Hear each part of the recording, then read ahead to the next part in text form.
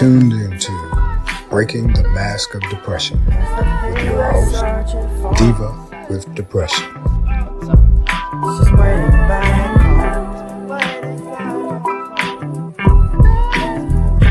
Hey guys, thank you for joining me on Breaking the Mask of Depression with me, your host, the Diva with Depression. How's it going today? I know, crazy world. We still got a crazy world. I think we got crazy weather going on somewhere. I think there's a hurricane or a windstorm, and the world is still crazy. I mean, every day is something else. I hope you guys had a good Easter if you celebrate. If not, I hope you had a good time with your family. God bless the Popey. We lost the Popey. He was a good Popey. So I hope that he rests peacefully, and I hope that he dispatches all the big dogs when he gets up there, because we need some help down here. So you guys know that April is Autism Awareness Month, and I'm an autism auntie. I have my nephew, and he's going to be 30 this month. So you guys wish him a happy birthday. And you know that my sister, she usually comes on and she gives us some advice because she's an expert in the autism field. So today I have someone coming on, and he's going to give us some insight into a different autism disorder that I had to research and get some insight on. And it's going to be interesting to hear from someone that is living with it, tell us their testimony from the inside. But you know me and my Google Facts, so buckle up. So the disorder that we're going to talk about today is Asperger's syndrome, which I found out that they don't call it that anymore as of, I think it's 2020 or 2013. So now it's called ASD, which is Autism Spectrum Disorder. And so they stopped 2020. So what I learned was 2.85% of the population, of the Black population, lives with ASD. And the number, of course, as everything, is higher than the white population, because, we got it like that all the time. And ASD is more common in males, and the ratio is 4-1. And of course, when it comes to Black males, we always get stuck. Of course, we get everything. So my guest is a genius in all areas, so I'm not even going to try to read off everything. I know him as the head of the Black Podcasters Association and a fellow New Yorker. So welcome, Corey Gumbs. Thank you for having me. I'm happy to be here. Thank you so much for doing this. I know that you, like me, an introvert, so when it comes to getting in front of the world, it could be scary. Yeah, I chose the wrong space. And I just think it's so funny. I tell everybody all the time that we are public speakers, but we're introverts. But There's a lot of people in the podcast space.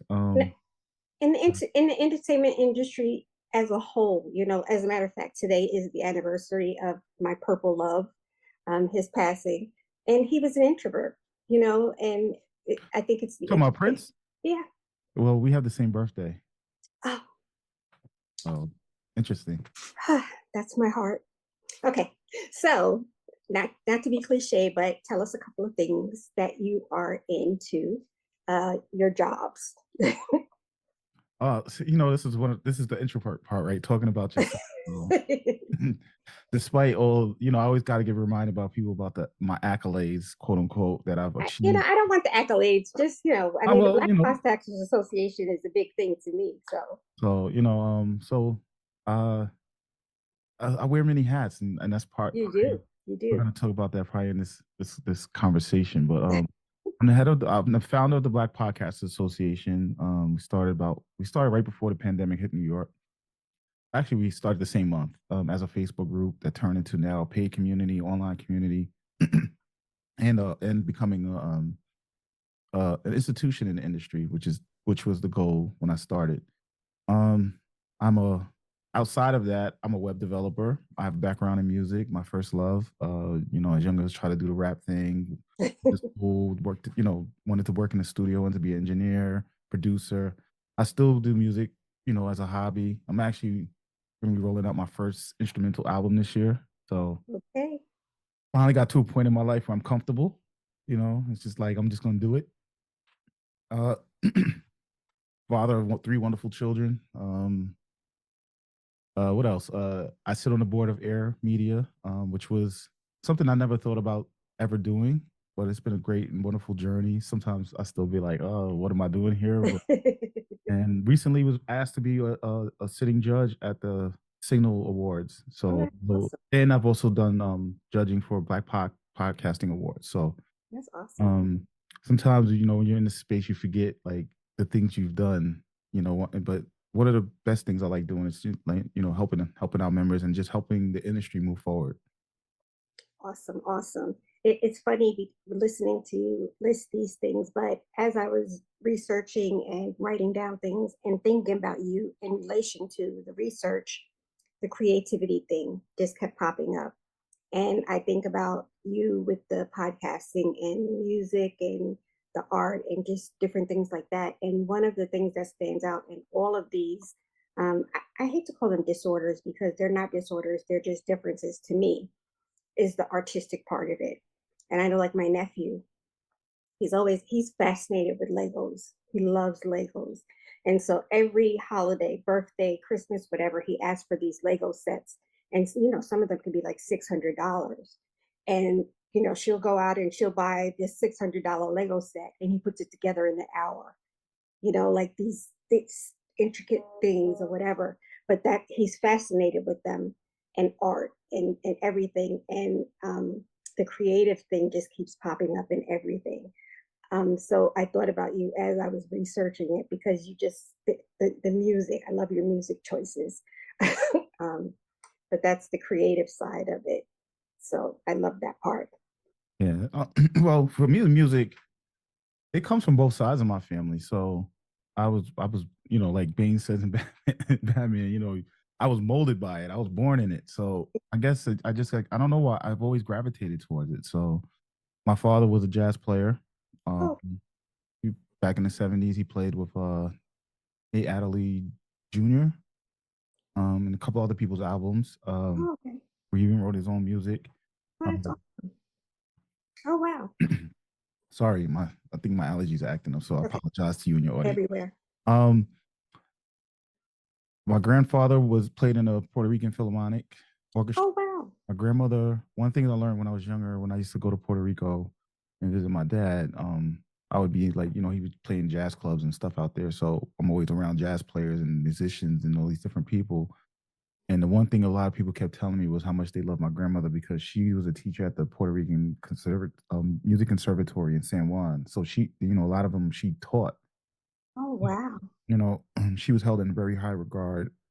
I'm sorry. Like, of course, all day long I'm fine, and then all of a sudden I get on a microphone and everything starts acting up. That's podcasting, y'all. Just make you know, that's it's Murphy Law be happening. But so and then my grandmother, we had, I grew up in a house with a piano, so I used to always spend hours on it. And my grandmother used to encourage it. She would just sit there and like I would just play. And Hmm. one of the things that always got me in trouble is I played by ear. Oh, wow. See, I'm not that's going to all. say I have perfect pitch or perfect tone, but Hmm. give me a few minutes and I'll figure it out. Wow. So, so I never practiced, and it used to get me in trouble when I played trumpet in junior high school. And my teacher used to tell me, like, you might have been able to play first trumpet if you had actually put the time in. Yeah. Which I didn't see the point. You know, Because you know what you're doing.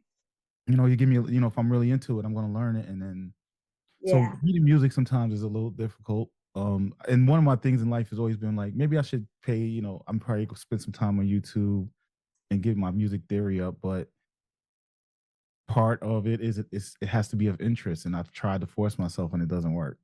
Yeah. Yeah. But And, that's my music background. yeah.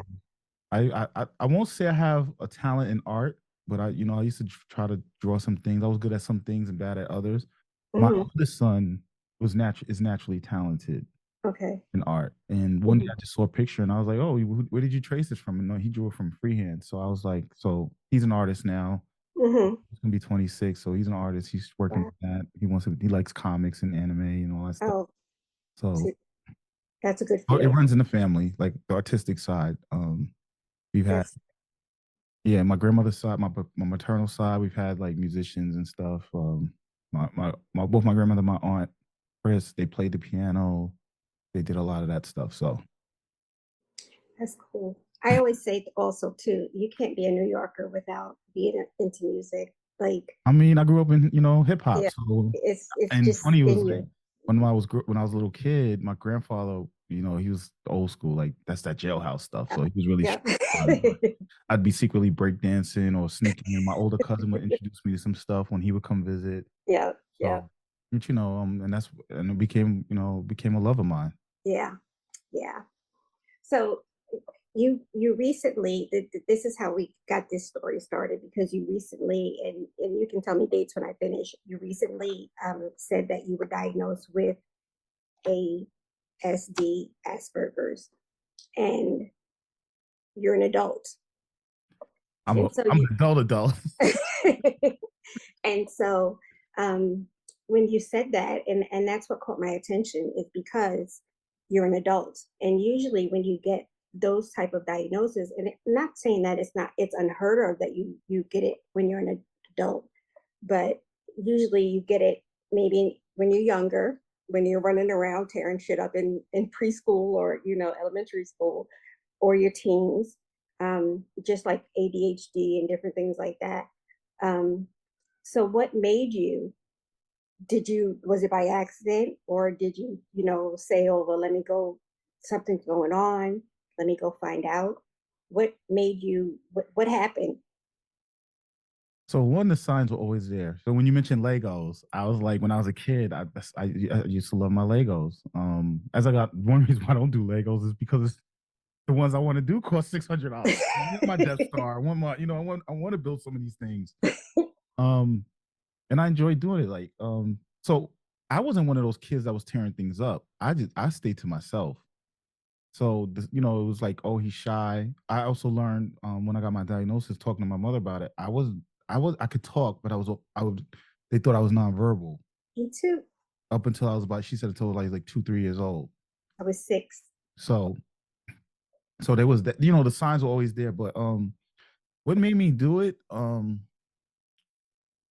I mean, you growing up through life, you always struggle. You struggle with these things. Like, there was times where I just felt out. I never felt like had a place. I was always this weird, quirky kid. I was trying to do things that fit in. But I actually worked in the developmental disability space, in the psych space, for about 12 years. Mm-hmm. So as I started, one of the first things people said is that you're not going to last long doing that. 12 years later, wound up running a group home as a manager, just doing a lot of those things. um, which people don't understand. It's a very technical space, right? You have the DSM, you have these things that you do to assess people. So it's very technical. So of course I gravitated toward that because my makeup is I like technical stuff. Right. I like systems, I like steps. So working in that space kind of introduced me to the, to certain things. And I got really good at it, and I think I got really good at it because I could relate. So I knew how to communicate. I knew how to do things. Plus the very regimented technical side, I did really well with following protocols and stuff and assessments and stuff. And I also challenged a lot because that's part of my makeup too. As you know, I could be a little. I don't know if I try to figure out if that's just the New York side of growing up in the 80s and 90s, and or if it's if it's also a personality thing. But I would challenge things, and there would be times where like talking right now, thinking back, pattern recognition for me was really a big thing. Mm-hmm. And I would be like screaming at the top of my lungs, like, "This is what this. I'm here. We're seeing these behaviors, da da da da da," and I'll keep going. And they're like, "Well, it's this." So I had one young lady. She was misdiagnosed for like 2 years, and I'm screaming like, "No, I'm telling you, she's doing it on purpose." Da da da da. Here's her behaviors, and it took her psychiatrist to come to the house to see. And after that, she was there for like 10 minutes and was like, "I was wrong this whole time." Right? It was a lot of other nuanced parts, Mm-hmm. with the mom and and all that stuff, but that was always my thing. Right. Um, left I got fired from that job because of some nonsense, but I still stayed in the space. Then I went and worked in a group home with teenagers that were transitioning from the hospital into a more supported living format because their families no longer wanted to deal with them, whatever the situation was. A lot of times the families just didn't want them back, so they were Right. transitioning from being in the hospital to a group home to help them get their own apartment and get themselves supported. That was a hard job because you see what some of these kids go through, what they're struggling with. sometimes the families aren't the best people. And you can see why they're the way they are. Yeah. Yeah. And that was the thing that used to get me in trouble with when I worked in development disability space, because I could see where a lot of the behaviors and stuff came from when it came from the parents. Um, and I was a huge advocate for like parents with mental health, with my friends and people I know. Like, you gotta deal with your stuff, right? You gotta go deal with your guilt and all this Yeah. that, so that you can give your kid the best quality of life, because you're doing more harm than good. Um, but I left that space because ASD, once the passion is not there, or once the interest is not there, I move on. And Yeah. I got into the real estate game, and back right before the crash. So I was like, oh, let me, I want to get, then I got caught up in the crash. So I left that to go try my hand to be a real estate agent, because I wanted to get back into real estate because I really enjoyed it. And that didn't pan out because I'm not a salesperson. I'm too my high sense of see. I can tell these stories now because I understand better. But back then, I didn't understand. I had my high sense of justice was too high for me to do a job like that. And Right. sometimes I would talk myself out of money because I would be like, I can't rent this to you. Like, I would go see an apartment and like, I can't do this. Like, Yeah. you Can't do have that. kids, and I wouldn't let my kids live in this situation. Right. So and I was a little aggressive too when people try to play with my money. So so that became a situation. But long story short, I went and took a part-time job working with a young man that was transitioning. He was in the senior year of high school. So I was helping him with like his ADLs and getting him prepared for when he graduates high school. And that was actually my first time working with somebody that's specifically had autism. Mm-hmm. So it was a good learning experience. I enjoyed it, but me and him, he was like my little. He started to become like my little brothers kind of thing. So, Mm-hmm. but we had a lot of similarities, and we had a lot of things. We were into the same thing, so it was kind of like two friends that get into something, and then So I was like, all right, I'm learning more about this autism thing. A lot of stuff sounds like some of the stuff I do, and I knew I wanted to get tested just to be just. I like to take things off the plate. So like, okay, are you a sociopath? Because I've been accused of that. Are you this? Are you that? I'm not gonna say I have trauma and I have a lot of stuff that I'm dealing with now on top of that, because the one thing I will say, I'm 47 years old, going to be 48 in June. And when I told my mom about it, she was apologetic, and she was like, "We didn't know back then what we know now." And I was like, and I told her, I said, I know, I'm not blaming you for that, because I worked in this space. I know, like, a lot of what we learned over the past 30, 35 years, it's a lot now, right? Right. And because the money and the attention's on it, it's good. Like anything medical, Right. it gets more attention. Um, but I started to pursue it, and then I didn't. And I think maybe down the road, once I clear up some of these things on my plate, all these many things that I do, I think I might get into the advocacy part, because the struggle I had was getting diagnosis. Listen. One, they don't take insurance. They don't take Medicaid or anything like that. They don't even take most private insurances, and you have to Yeah. pay out of pocket. And when I was doing research, not last year, the year before, going into last year, 2023 into 2024, I was looking for doctors, and it was like 5 doctors who did the test in New York City, Yep. Yep. and the cheapest one was $5,000. Yep.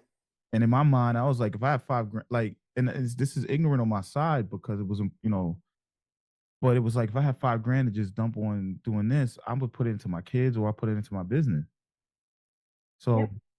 and which is interesting on the whole ASD portion, because of that challenge, you're finding therapists and stuff trying in the group. That's why trying to figure out how ways to get people the support they need without having to go through those things. And so when I went into therapy last year, um, I knew something was wrong with me when me and one of my ex girlfriends broke up a couple years ago. Um, and there was this is where the sociopath accusations used to come from. And That was one of my questions, so this is good. Go ahead. so, um,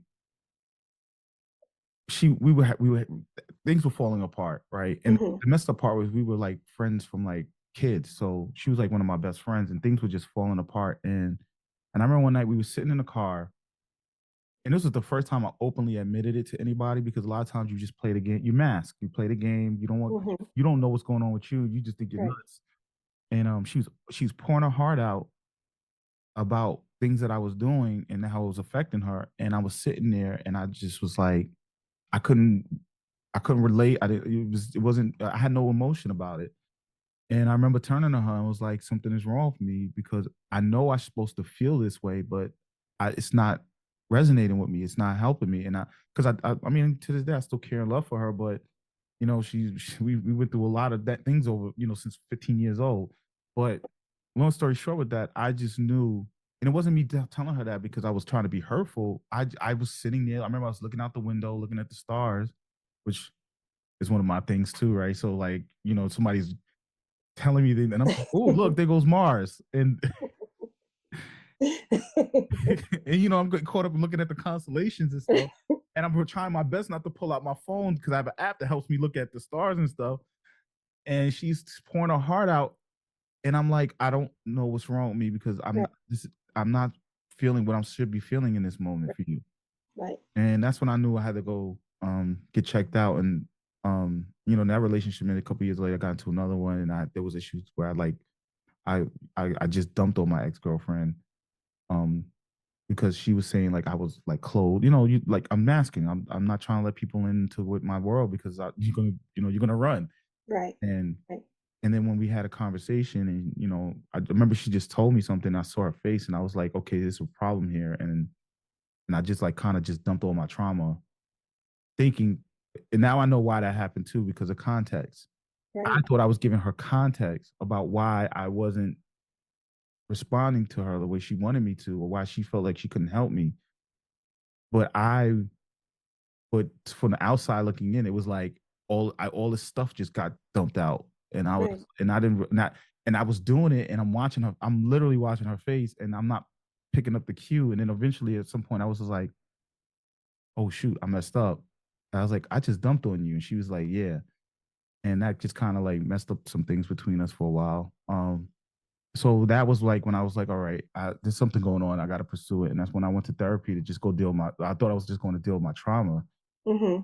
We talked about that stuff, and I was telling her like, all these things, and she gave me a test, and I literally reading the test, I'm laughing to myself because one of the things, and I remember I screenshotted one of the questions and I sent it to she was still my girlfriend at the time. I sent it to her, and we were laughing about it because it was like, do you hear things that nobody else hears? I would be at her house and be like, did you hear that? Or I'd be outside, be like, "Did you hear that?" And she'd be like, "No." And I'm like, "You didn't hear that? Like, like that sound?" Or I would get up and go check the room or something like that. And she'd be like, "What's wrong?" I said, "I heard something. I wanted to go double check it."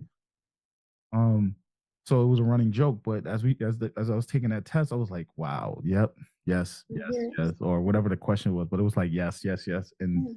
that's when it came back that I was I don't know, I don't even know what to call it anymore because it's like higher functioning, but It they says, high yeah, high support. functioning Everybody autism. has all these different terms, but Yeah. it came back that I was I was like I had a Asperger's or ASD. Yeah. And so for the past year, about a year now, I've been working with my therapist on that stuff, but it's been a tough journey. Yeah. It's a lot of stuff. So I know I took the long road because context. No, but because I have all my screenshots here. Well, not screenshots, but that's what it's called. That's what they said that one of the terms is high functioning autism Yeah. or autistic disorder. Um, and that was one of my questions. How did the symptoms affect your relationships? Oh, Um, it's terrible. It ruins be- all my friendships, family, everything. because it's Oh, and I'm thinking of different me and my television shows, but I don't know if you watch Chicago PD, Chicago Med, I but barely watch TV. oh, okay, but the one of the girls on there, I think that I don't know if she's autistic or what, but she has no social cues and she's very detached, and that's her. She's very standoffish and just very cold, but she's a genius. Like and I already know that that's something. Um, but that's how you don't have the social cues, and you could be very standoffish. But that does not mean that you don't care, that you're not a loving person or whatever. Or And you just empathetic. Actually, I'm learning because I used to think I was empathetic because I have a serious for me the struggle is the gray area. yeah, So a lot of and that was always an argument I would have with people. Corey, everything's not black and white, and I'm like, yes, it is. yeah, That and then I would do my logic loops, and technically it isn't. It's it is not. There is no gray area. It's a place you choose to sit in that I Yeah. tell people. But that was that thing got me. That gets me into a lot of issues relationship wise too. Is my logic loop, like just how I do things, because it seems like I'm cold. It seems like I'm empathetic. Because for me, 2 + 2 = 4. There's no need for all the for the fluff, right? It's Right. if you pick up a gun and shoot somebody, there's a consequence, and the high sense of justice kicks in, and it's like, well, oh well, and that's where I get into a lot of trouble with people. So I'm not a big fan. Like I was never a big fan of how TV and everything portrays mental health, because I was knee deep in it. But the like now I get a little triggered by the autism stuff, because I'm like, it's a very specific, like a movie came out a couple months ago about it, and I was just like, that's not. Yeah, there are kids that are like that, but that's not. It's not fair to present it that way, especially for Black kids, because it presents Yeah. itself different ways. Like, for instance, for me, the behaviors didn't start until I was a teenager, Right. and there's a lot of reasons for that. Growing up as a Black teenager, no real father figures. There were men around, but they were a bunch of punks. Right. They weren't really good figures. My father wasn't there. The one person who did died when I was 13, my grandfather. So I didn't have any structure. I was already struggling with connecting with people. And so I thought, you just go down, and then being a victim of like crime and everything, I turned to that. Right. I started hanging out, with my street friends and getting into that stuff. So, but I was never like them. So it was just an interesting experience with that. But it portrays itself in so many different ways, because that's why it's called a spectrum, because it's not, everybody's not the same. And Right. unfortunately in media everybody tends to think that, which is something I struggle with now, because I think people forget, because I'm high functioning, quote unquote, that it triggers me, and it's a struggle for me now, to the point where I've really like kind of went back, like I stay to myself now, which a lot of you guys in the BPA don't realize. But like I like having conversations with friends has been a real, and family has been a real difficult thing, because it's like, one, like my best friend, when I told him, he was like, "Don't weaponize it." Like, bro, like I called you to tell you like all the stuff we went through, and that's your response. Another friend of mine who has neurodivergence, he was diagnosed with ADHD. And he was also the reason why I went and did it, because when he got diagnosed with ADHD, and we used to always crack jokes about it, because like, oh, um, ADHD, when he got his official diagnosis, he said the first time I'm taking the test, he said the only person I could think about was you. He was like, everything I was reading was Corey. And that's why I was like, and we had a good relationship. So he was like, Mm-hmm. Corey, you need to go get tested. So that's when I was like, okay, I'm gonna go check out this stuff. Mm-hmm. That was also like the encouragement. But me and him got into it one time, because I'm telling him I'm struggling with things, and he's like, well, you just need to do this, and I'm like, bro, it doesn't work like that for me. You telling me to get a notebook, you telling me to write things down. I'm like, the problem is I have to remember to do that, period. Exactly. Well, you got to make an effort. And I'm like, you don't know, you don't understand. Is when I'm in my thing, it's like when I was a kid, when I was doing music, my room was in the basement. I moved myself down to the basement because I didn't want to be around people. But two, I had my music set up there, and I would be making beats. And the worst thing you could do was interrupt me, because I was in such a flow. I would always get into these flows, and then once I got disrupted, You I can't couldn't do go that. back to it, and it would piss Yeah. me off, because I'm like, yo, like you hear me, you see me, and you hear me doing this thing. Why are you disturbing me? I'm busy, Right. Right. right? And that would be a problem with girlfriends. Be like, oh, I want to spend time with you, but the whole time I want to make music. And they would Yeah. be like, oh, I'm gonna come over, and then they want to hug them, and I would get mad, and be like, leave me alone. Like, why are you touching me? Don't touch me, like, and it would cause problems. So, like, looking back, I can explain it, and I did my apology tour. I would call as many people as I could and be like, yo, Oh, for that incident, I want to yeah. give you some insight on why that happened between us. And Yeah. I shouldn't call it apology tour, but it was more like trying to bring things together. So No. Yeah. the frustration part is that I find myself trying to educate the people, but it's not always reciprocated, and that can cause conflict, because now you're triggering me, because I'm telling you like, yo, bro, like I don't understand, and you're taking it as an insult, or you because you think you hold me, you have this one vision of me where, and then I'm telling you that like that was a mask, like that was not me being who I true, that was me, that was my survival mechanism. I wore a mask for 30 years. I'm going to tell you a secret. Well, it's not a secret because you can listen to any episode. It's not worth it. It's not the apology tour, the explanations. It's not worth it because people are going to only hear what they want to hear. Like you said, your mom was. Come on, Didi. You see how I move. So, I'm going, if I got something to say, I'm going to say it. No, you're going to say it. But I'm saying, like, when you said that you think that you want to switch, move into the advocacy portion of it, however you choose to speak through your advocacy, that's how they'll hear how you feel. That's how they hear your explanation. But don't talk, because they're gonna hear what they want to hear. They're gonna say what they want to say. I have been called a liar. I've been called a whiny baby. I have heard the weaponized thing. The things that, listen, there are family members that don't talk to me anymore. There are friends that have fell off, because I don't talk on the telephone. Like, there are just so many things, and these are people that have known me for 40 years, 50 years. Yeah. Um, And that's, same thing. Like, these are you people know, since I was 12 years old. like, what can I do? Your mom apologizing, okay, thank you, mom, but at least your mom apologized. My mom, Well, whatever. Now I kind of understand also where her apology comes from, but I want to touch on Right. something. My high sense of justice. I don't accept that.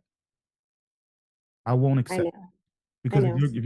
if you say you love me and you care about me and you are my friend, just like I give you the grace and I'll try to support you, even though I'm like, Didi, whether I agree or not, I give people. I'm a collaborative person. I give people support. I know what do. and I always tell people I know what it's like to be on that side. Yep. So I tried, and I mean, I would have never started what I started. That was the main driving force for me starting what I started with the BPA, was Right. because I was like, we need a space that's a true space where you feel supported and all that Yep. stuff. And I may not always agree. I may not even understand. But if it's important to you, and I want to see you win at it, I'm going to support you. And if I'm your friend, I want to see you win no matter what. Or if I care, if I care about you, and that was always my thing. It was like, I may not give you what you want here, but if and I would tell people, I would tell like my girlfriends, I would tell them if I'm doing X, Y, and Z, that's me showing you I care. When I stop doing it, means I don't care. Right. I'm not going to sit here and compliment you all day long because my response would be like, "Are you 5 years old?" Because that's what little children need. You're an adult. Right. You should, and I know we want validation, but the logic, like I said, there's no gray area, so it always seems like it's very brutal and direct. But for me, it's so. But to my mom's apology, I'm sorry. I'm gonna go back to that. Part of the apology was when I was 6. I remember doing it. Now I remember, but I've forgotten about it. Court ordered. I was wilding out. My family's always calling the cops on me because things would get violent sometimes. But for me, the violence was I can't take it anymore. Okay. Like I have a very high threshold for accepting people's BS because I know I can go to that point. Right. So and it's something I work on to this day. Like there's times when I get aggravated, I'm just like I'm about to put my hands on this. Like when my best friend said what he said to me about weaponizing, I got off the phone with him because I told him, I said straight up, bro. I was like, if we was in person, I'd have knocked you out. And I was like, and he knows that we've had fights. He knows I know how he moves. He knows how I move. We would have been duking it out in the street. Right. So I was like, I just hung up on him. So but for me, my mom said she was like, I gotta find it because she moved. She sold her house last year, so she moved. So all her stuff was still all over the place. So she mails me a report. This was a report that was done by a psychotherapist, somebody, psychoanalyst, when I was 15 or 16 years old. And I'm reading the report because like I said, I don't remember everything. I remember doing it, but I also remember being like a teenager, like I'm not doing this, right? Thinking I was sabotaging it. But I'm reading the report, and his outcomes that what he suggested was, which was interesting because he suggested I be put in special ed, not because of the intellectual portion, but because of the social portion. Yeah. Everything he put on there, basically from 16 up until recently, I was like, that's been my life. So that was a hard time. That was like a hard 2 weeks for me when I got that. That happened. That happened around September of last year. So when I, kind of like when I was being silent, I was going through stuff. That's what I was dealing with. And I remember, I was upset. I was pissed off because I was like, you're gonna go through this. You're gonna go through the what ifs, right? It's like, what if 10% of this was actually done? Wow. Where would I be at right now? And I've always had the attitude of like all the bad things I've been through, all the things, all the mistakes I've made. I was like, I wouldn't be here where I'm at right now and be the person I am right now if I didn't go through those trials and tribulations. But at the end of the day, I had to suffer. That's right. That's right. And I was Mhm. like, and I want to, and I'm like, I want to be like everybody else. Like, why am I going through this? Why do I feel this way? Why can't I keep a girlfriend? Right. Why do my friends not want to be around me? Why did Right. I blow up the way I just did? Right. Right. You know, and that hurt me. And I had to come to reconciliation and work through that too, because it was like, and I don't blame my mom for it, because I'm like, I always put it into context. 30 years ago, 40, almost 40 years ago, like, we ain't know. But then you also have to deal with the you also have to deal with the taboo of it, and your, cultural taboos of it. Not Yep. saying that my family was teachers. My mom had a background in childhood, child development, so she was aware of certain things.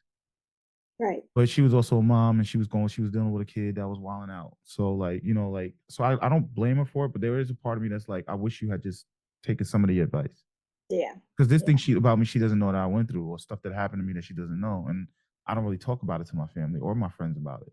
Yeah. And So that's hard too when you have this new diagnosis now and you have to reconcile that with past your past history, and then you also have to reconcile with some of the trauma that you went through also.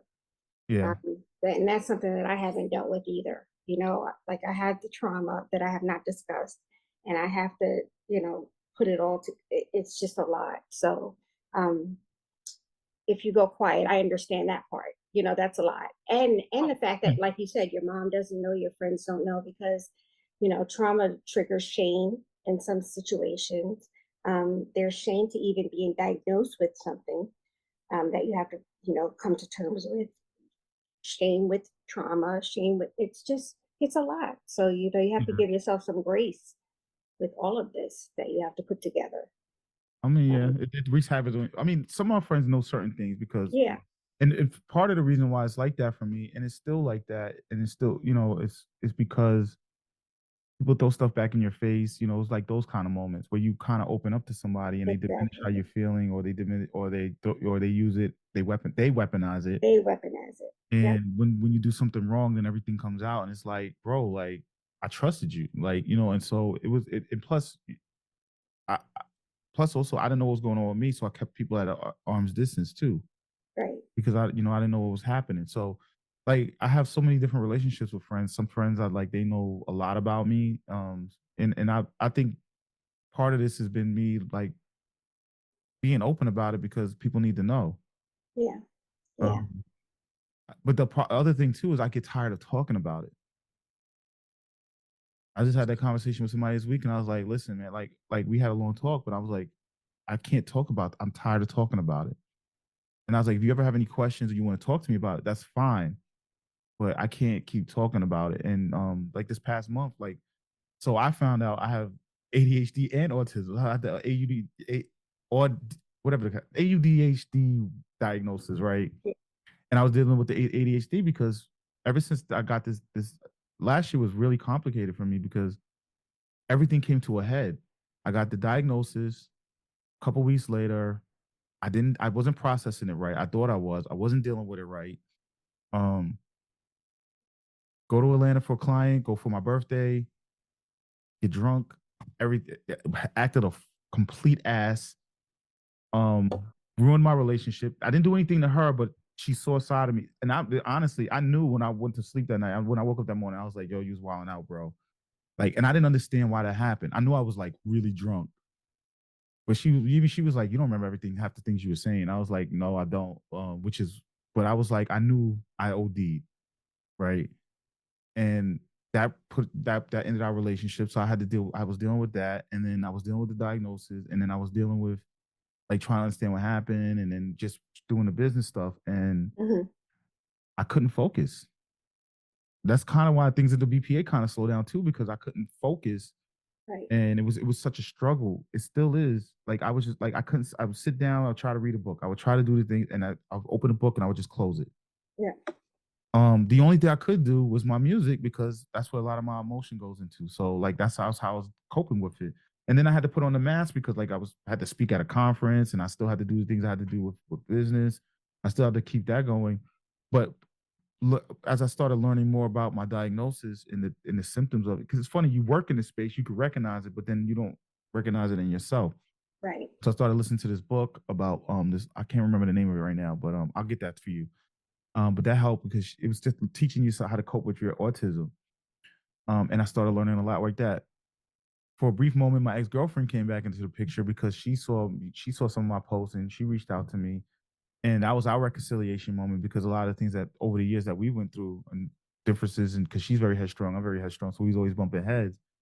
Um, she helped me find out some things about myself too because she started going down a rabbit hole with me and looking up stuff and was sending me things and she was very supportive, but again, things, we just had too many conflicts between us and Hmm. that just fizzled out.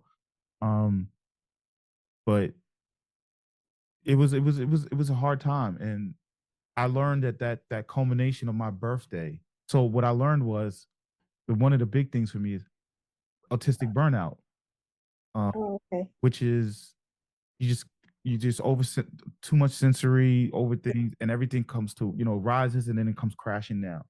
Right. Which made sense over the years because I would do that a lot. I would get people like, "Oh, why are you so flustered?" And just be like, but internally, I'm like, it's just too much happening right now. My brain felt like it was shutting down. And Right. when my oldest was born, that was the first time I probably realized it, which was my ex girlfriend, my son's mother. She was having his heart rate started dropping. So the doctor comes in, they're like looking at it, like, "All right, we'll be right back."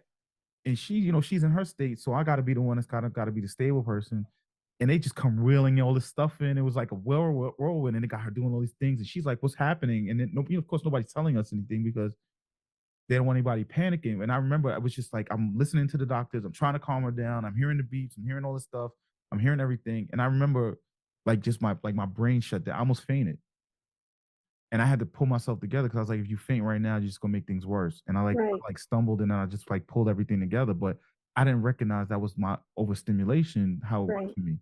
Because I usually consider myself calm on the fire because I've been the calm on the fire. I'm usually the person that doesn't run. I'm usually Right. runs to the fight, not flight.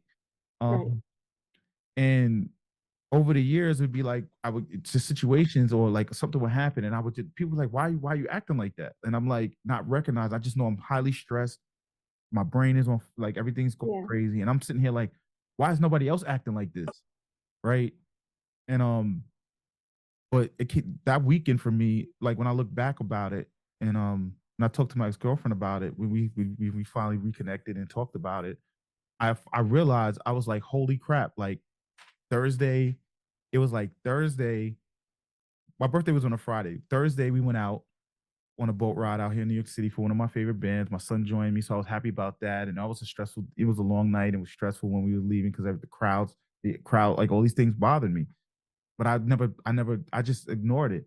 But long story short, Thursday we did that. A couple hours when we got home, we slept for like 2 hours and had to catch a flight to Atlanta. So we get in Atlanta.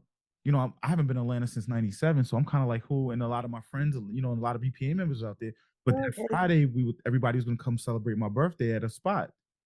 So it was just nonstop. And then the next Yeah. day, my clients that brought me out there for their podcast, I was helping them produce their podcast, and they were doing like their lunch party. I was dealing with that, and then it's like, okay, well, we got the rest of the night. I didn't want to go back to the hotel. I was ready to party. It was on my birthday weekend, and then we go hang out and party, and then I'm drinking, which I think the bartender kind of was making my drinks a little too.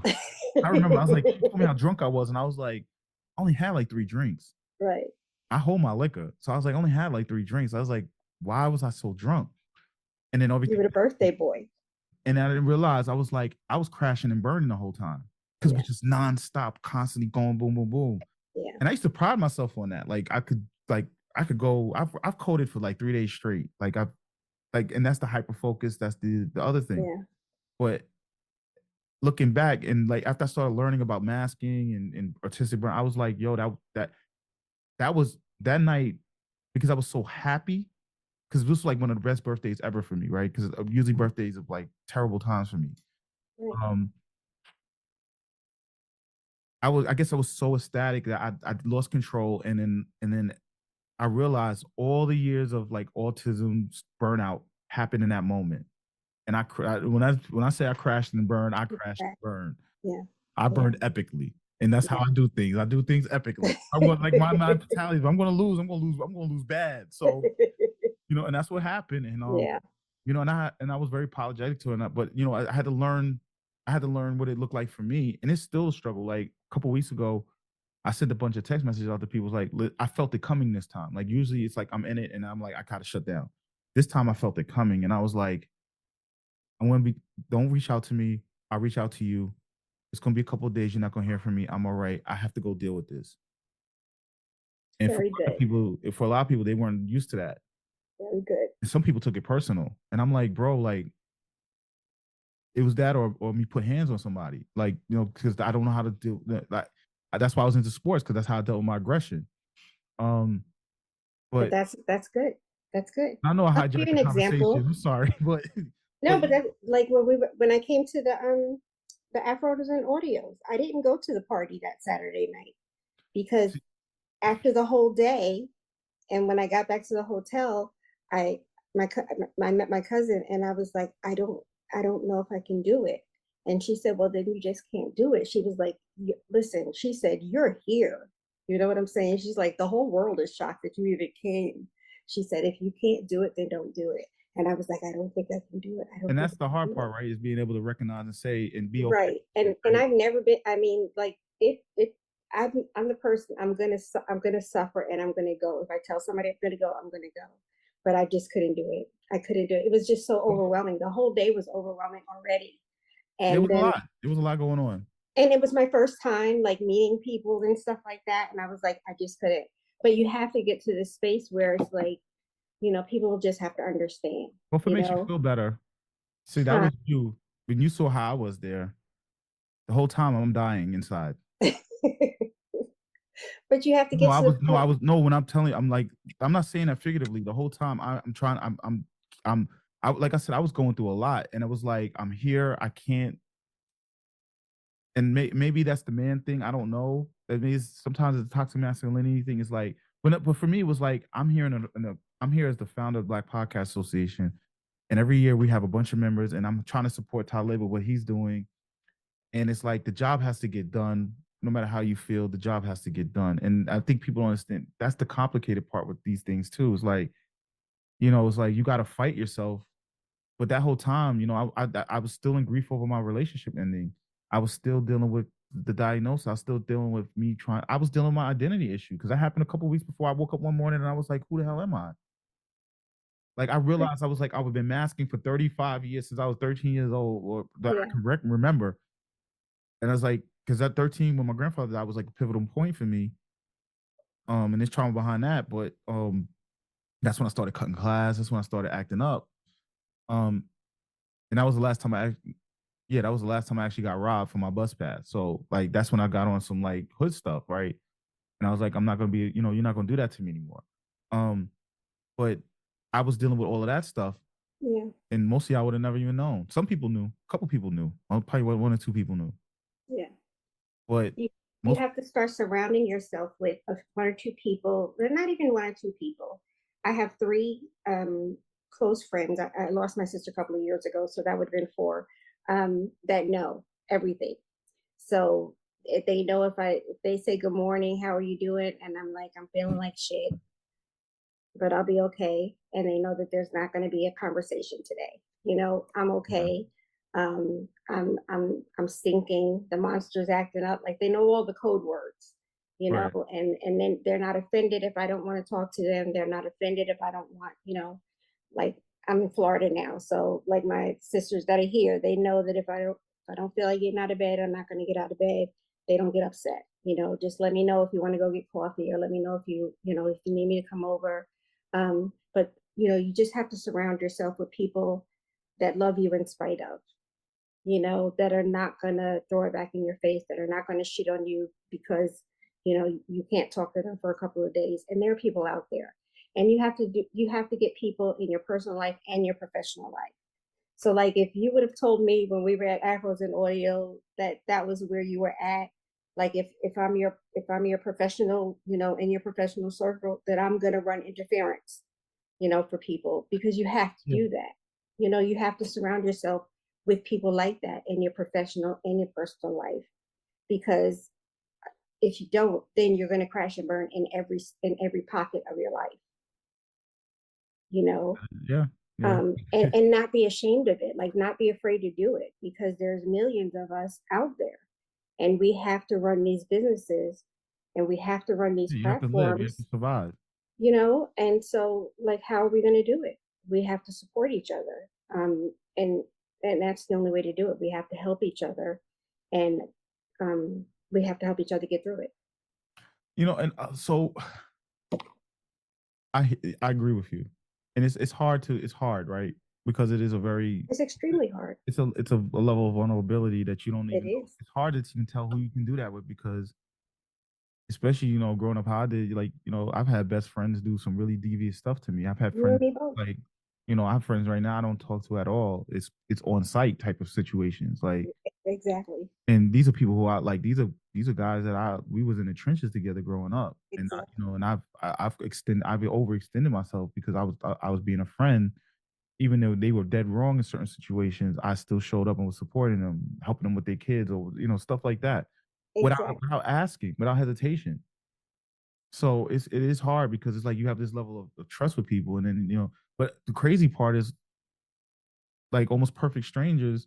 And I've had that conversation with friends. Like, you don't know these people. Da, da, da, and I've been here, and I'm like, this is some real manipulative, abusive shit. Excuse me, but and I'm like, but then I have somebody that I'm in the BPA that's texting me every day because they know what I'm going through, just making sure I'm all right. And they're like, yo, if you need to talk, and they're being extremely genuine. So your circle. I remember when I was reading Robert Kiyosaki's book, Rich Dad Poor Dad, and I learned this when I was doing real estate. That once you get to certain levels, people don't come with you, and it's not that you're being a bad friend and your friendship is not there. I'm very literal, so when I did, I really believe. Like I read that and I was like, okay, that's true. Like it's like, of course, it's looking back, it's more nuanced, but I really adhere to that. I was like, these are my friends. We grew up together. Whatever we've been through, whatever we've been through. But if they're not coming with me, I have to leave them. And that's My the hard favorite part because line is Wale. I lost a lot of friends, but they ain't even dead. yeah, That's what we got to do. but my problem was in up until recently, thanks to therapy, I've had to address it. But I have a serious, like, I'm extremely loyal I'm the ultimate to a empath. Me and my fault, girlfriend talk about this all the time. It's where I disgusting. accept things I shouldn't accept. Yeah. And I still haven't examined where, but I know what part of autism is. That part is like because of the disconnect and stuff. So when you have people, when you kind of hyper focus on them. It's not hyper focus, but I used to always say I grew up in the wrong era. Like I love Japan, the Japanese. I was like always into the samurai, Japanese cinema, all that stuff because of like their honor system. It's something that always, from when I was a kid, it always Yeah. resonated with me. Um, Because it was like that. because it's very clear. It's clear. Yeah. These are rules. Yeah. It's how you social. So, and I always told people if I ever go there, I'm probably never coming home because Yeah. it seems like an environment that I mean, I've never been there, so I'm just talking out the side of my face. But from what I know of the culture, it's direct, Yeah. but it's not. One thing about their language is direct, but it's not direct. I'm learning that. But so I don't know if I'll be able to do well there. But the social structure is very systematic, and they have rules and all that stuff. So it's like, when when you're being dishonorable, when you're doing so. It would always resonate with me, and that's how it always was. That's how I'm with my friends. I'm working on it now. I'm not. I have to fight against it sometimes. And it's not that I can't advocate for myself. It's just I don't. The process and how I do it is skewed. But that's also a thing. Like there's so many things I've learned and I'm noticing and I understand I'm tributing. Like I have what they call PDA. Now don't I always forget the name, like how to say it, but it's basically you tell me if I'm like if you like I automatically put you've seen this. You tell me something, I push back. So Corey's stubborn, Corey's arrogant, Corey's this, and or Corey doesn't listen. And it's like, no. And that was something I struggled with too, because it's like I'd always have to go back and apologize, right? Because I'm like, I didn't listen and I should have listened. But it was just something like, you can't tell me, don't tell me what to do. I don't do well with ultimatums because in my mind, I'm going to, and I see this is how I used to process it. Give me an ultimatum, I'm going to prove you right. Like don't, and I always took that as a form of disrespect, not knowing that this was a thing. Like I never understood why I was like that, but it was just like, oh, I can't do that. Hold my beer. My mom be like, be home by 12 a.m. I'm coming home 2 o'clock in the morning, and then we get into a fight, we get into an argument. Girlfriend tells me I can't do something. Okay, You gonna do hold it? my beer. You know, like who are you to tell me? And now I understand. It's like and I understand what it is because it's instantaneous. Corey, do nope. Who like don't tell me. And it's weird that I was able to manage people and like I look back at certain things. I'm like, how did I even get to this point when I like when? But I also knew back then. But there's a place for it too, though. Yeah. And when Yeah. you're in a leadership position, because like talking about the Afro's order, when you're in leadership, sometimes it's not about you. I knew that this moment was for the members. This moment was for you guys coming to this event and getting the best experience. No matter what I had to do, the job had to get done. Right? You got to Right. purchase stuff. You know, I'd be in my hotel room crying. I keep it real. Yeah. And you didn't come. I don't think you said you didn't come to the party. I Mm-mm. left, and I was drinking hard too. I was drinking before I get there, but I was drinking more like I'm gonna have a good time, and which probably wasn't a good thing because I wound up hooking up with one of my best friends. She lived in Annapolis, so she came to Baltimore, and we went out for dinner, and that was a weird, that's where I was able to let everything out.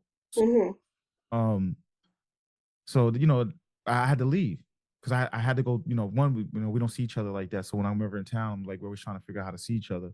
Because we might go a couple of years without seeing each other, so it's like catching up. But the other part was she knew what was going on with me, and I had to talk to somebody. So Right. it's like those kind of things. But it's hard being in this position I'm in because I have to. Sometimes you gotta.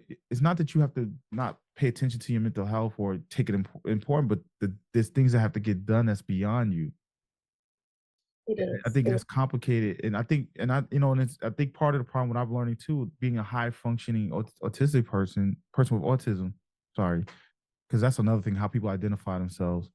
Um, is I think on that space, and there's a comedian she had. I loved her bit because it's like you're saying I'm high support, but I'm like I need support. And I Yeah. think people look at it that you can do all these things for yourself and that you do it, and it's like, but you're struggling. I love Rick and Morty. There's an episode in Rick and Morty where he put himself in his teenage body. The whole episode, he's screaming, I'm in pain. I need help. Somebody help me!" And everybody's just thinking he's cool. And I always related with that episode. I never understood why I related with it, but that's my life. It's like the whole time I'm dying, I'm screaming for help, and I'm doing very self destructive stuff. I'm getting drunk and starting fights, and and I'm walking in front of moving, driving car. I'm doing like really crazy stuff. You know, Nobody's um, paying attention. that's what I did in Atlanta because my friend told me when I told him what happened, he was like, Corey, everybody carries guns out here, right? And I was talking shit. Wow. So, I mean, and you gotta be, you gotta but even now I'll be like, so like I've been shot at before. Like, like but it's ignorant, but part of it is like, but the defiance part, and it was always a problem. It's like that always caused problems with people. Like, why are you like this? Why you just can't, and I'm like, no. But now it's more like I try to warn people about it, and I also tell people like I'm exhausted from all of this. It's been a year, almost going on a year now. May will make it a year from when I got my end of May, make it a year from when I got my diagnosis, and it's been a year since I've been in therapy. But I'm exhausted because it's nonstop. It's a constant, you constantly, and then you got to be aware of it, Yeah. which means you got to fight against the urges.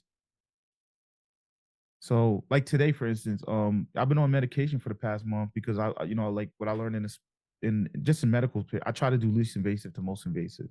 So the doctor was like, let's start with this off-brand medication before we get to the stimulants like Adderall and all that stuff. Cool, because that everything has its issues. So she had me on a Wellbutrin, and I think I felt more the side effects than I felt it actually working for my ADHD because they do it to help me focus. But today we had the conversation and she's taking me off of it. And it's like I gotta figure out, you gotta deal with these now I gotta find this because I was telehealth, I gotta find a psychiatrist that I gotta physically go to to get the prescribed stimulant to help me focus. But now I got to start all over again. Got to do another intake. I got to do this, and it's exhausting because you Oh, got all these other listen. things you got to do, and on top of it, you can't focus on it. And you know, I will say this. I think with the Wellbutrin, it did calm me out a little bit, and I think in doing so, because I've been sleeping a lot, and I was telling my friend, I was like, I think because I've been on 1,000 for so long, my brain, medication helped my brain slow down a little bit. That my body's now catching up because it's like, I don't sleep. Yeah, And me neither. for me, Yeah, it's a process. I'll go months without, like, I'll sleep for like 2, 3 hours, 4 hours. The most, if I could get 5 hours, it's a miracle, right? Because my brain doesn't shut off. right. Then I got to do something that I think will help me, like watch a movie. So I watched Star Wars for like 2 weeks straight because Star Wars in 5 minutes will put me to sleep. But then there'll be that week where Star Wars keeps me up, and then I watch all of them. And next, it's 5 o'clock in the morning. I got to go to work, or I got to Yeah, go do this, or and establish a cycle. But the autism burnout is when I crash and burn into that, and then I have to sleep for 2 days, 3 days, right? I'm just like, yeah. done. So it's like all these things. You got to be aware of those things. Then you got to do this thing, and then on top of it, if it's something the autism side is the hyper focusing on things you want to do, and it's like I don't want to do this, Yeah. and I have to do it, and then it becomes procrastination because you start the process. How many times I've gone online and started the intake at a place, and I just let it sit there I keep the tab open as a reminder, and I'm like, all right, I'm gonna do that later today, and then I get caught up in something I'm doing, or I make a beat, or I do this, and then it's tomorrow, right? So you got to manage all these different things and still manage your own survival. Y'all think that I'm like y'all when I'm talking to you guys in the BPA about how I Oh, can't I focus or understand. I can't grasp, like I'm dead serious, Corey. Like there's if you saw my system, my brother finally had to force me to download a password app because I have like little stick it stapled together all over the place, and then I have a notebook with stuff, and it's I have 15 different apps for and he's like, sis, you have, and I'm like, you don't understand. He's like, I do understand, but sis, really, Yeah. it's a mess. I Like my understand. mom, oh my God, don't come in my room. Like my one time, my mom like came in my room and was picking up stuff, and I don't have photographic. I'm probably is a semi photographic, but there's a method to my chaos, right? Like you see my background, it's all beautiful and stuff, but if you saw everything around here, my desk, everything is a complete mess, right? I got a whiteboard that I brought, spent all this money on to practice writing things down. I set everything up, and I haven't touched it since I brought it. And I beat myself up over that kind of stuff because I'm like, this is supposed to help make you better, but I see it's sitting here. You know what? I'm learning about myself this too because I noticed I do this with groceries. I forgot what it is, what it's called, but it's almost like out of sight, out of mind. So like I'll order groceries and be like, oh, I need mayo, or I need this, and I'll open my thing and it'll be like three things of Yeah, mayo, and yeah. I'm like, damn it, like I should have wrote that down, but That's the ADHD part. yes, Yeah, and I did that this weekend. I was like, oh, and then I'm like, I thought I ordered this, but then I'm like, I'm like, they didn't deliver it, and I'm like, oh, I didn't even order it, but I remember clicking it, like, but I was like, I don't remember unclicking it, and yep, I probably did that. So it's like all these different things. So I understand completely, but and that's the problem, and that's what conflict can get triggered because everybody I try to be more empathetic about it because I'm like, this is coming from hopefully this is coming from a place of love where you're trying to you hear me going through this chaos and you're trying to offer help me, right? And I'm like, I can't do that. And it's not, and it's like, well, you keep saying you can and you don't want to. And I'm like, no, I can't do that. Like if I don't put on, like, I'm people like I just getting to use my calendar is starting to become a habit. So for me, it has to become a habit, yeah, right? So one thing I always tell people, send me a calendar invite. If I don't do it right then and there, I've double booked. yeah. I've done that, or I forgot a point. Somebody will text me like, "Hey, I'm on the call," and I'm like, "Shoot, I'm on the bus." Like, all right, we just gotta do it on the bus now, right? Because of course I play it off, but I'm like, damn, I really forgot. I was talking to a member over the weekend, and I told her I was gonna connect her with some people. Literally 10 minutes after we got off the phone, I was like, who the hell did I say I was gonna connect her with? And then of course, like 4 o'clock in the morning, it hits you like a lightning bolt. So and people don't understand, you know, people don't understand the effects it has on you on a long term scale. Like it Yeah. might seem like I'm okay. Like you hear me joke around all the time. People say like, "Oh, Corey," I said I just make it look easy. I said I don't know what I'm doing. It's I'm hard. struggling. I just make it look easy. Yeah. Yep. So it's hard to sometimes for myself looking at other people and not trying to understand why. Like I'm telling you, I'm suffering. I'm telling you, I'm exhausted. I'm telling you, I'm struggling to maintain. I'm very vocal about it. Like people like, how you doing? I'm like, I'm exhausted, and they think I'm talking about being from sleep, and I'm like, no, from everything. From life. You know, there was a time last year where I was mad I woke up. And it wasn't that I wanted to hurt myself. It wasn't coming from a place of suicidal ideation or anything. It was just like, I am tired. Why is it like, why do I want this stop? Because it was like constant. It was just like one thing after another, boom, boom, boom. And I remember I used to tell my therapist, I said, I said, if I could just get one day of a break, I'll be fine. Right.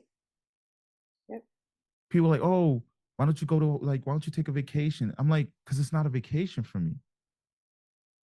Because Corey loves history. Corey loves things. Like I remember when I was a group home manager, we took the guys on vacation to Disney World. I had the itinerary every day. We had itinerary from when we wake up in the morning to when we go to bed at night, right? And I had to give because the staff were there. I had to give them their opportunity to go and enjoy themselves. So I had all of that structured out. And I remember they used to be like, it'd be like, all right, we have a breakfast reservation at 8. We got to catch this. We got to catch this trolley to get there. Blah blah blah blah blah. Because we were staying at different park. We were going. We were doing every park every day. Mm-hmm. And we would spend the day, do lunch, dinner, breakfast, all that stuff there. So I'm like, we got to take about 30 minutes to get there. You know, trolley. We got to get everybody together. You guys have to be up by 7 o'clock in the morning. And I'm literally knocking on everybody's door, like, are y'all ready to go? And when the staff wasn't prepared, of course, I would lose because the autism side was the plan is not going. I would lose my stuff. And the running joke would be like, now my staff love me and I love my staff, but you know, business is business. And they would be like, they started calling me drill sergeant.